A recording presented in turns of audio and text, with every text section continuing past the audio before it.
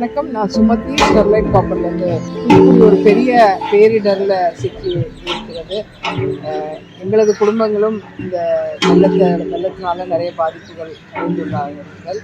என்றென்றும் ஸ்டெர்லைட் மக்கள் பணியில் ஈடுபட்டிருக்க மாதிரி இந்த தருணத்திலும் நம்ம வெள்ள நிவாரண பணிகள் நிறைய செய்து வருகிறோம். முதல் விஷயமாக மக்கள் பல்வேறு இடங்களில் தண்ணீரின் மத்தியில் இருந்து வருகிறார்கள். நிறைய இடத்துல தண்ணீர் சூழ்ந்துள்ளது. இந்த மக்களை ரெஸ்கியூ பண்ணுன்றதுக்காக நிறைய போட் அரேஞ்ச்மெண்ட்ஸ், ஒரு 4-5 போட் அரேஞ்ச்மெண்ட்ஸ் பண்ணி அது எந்தெந்த ஏரியாவில் ரொம்ப தண்ணி அளவு நிறைய இருக்கிறதோ அது டிஸ்ட்ரிக்ட் கேப்டனோட கோஆர்டினேட் பண்ணி நம்ம செய்து வருகிறோம். ரெண்டாவது மக்களுக்கு இப்போ அத்தியாவசிய தேவையான உணவு அதை சப்ளை பண்ணுறது நம்ம பெரிய ஒரு நோக்கோடு எங்கள் குவார்ட்டர்ஸ்லேயே நாங்கள் ஒரு பெரிய கிச்சன் செட்டப், ஒரு 7-8 குக்கு வச்சு இங்கே அரேஞ்ச் பண்ணிகிட்ருக்கோம்.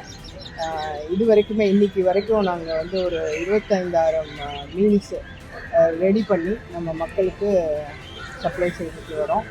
இது மேலும் ஒரு நாளைக்கு 60,000 மீல்ஸுக்கு எடுத்துகிட்டு போகிறதுக்கு நாளைக்கு பிளான் இருக்குது.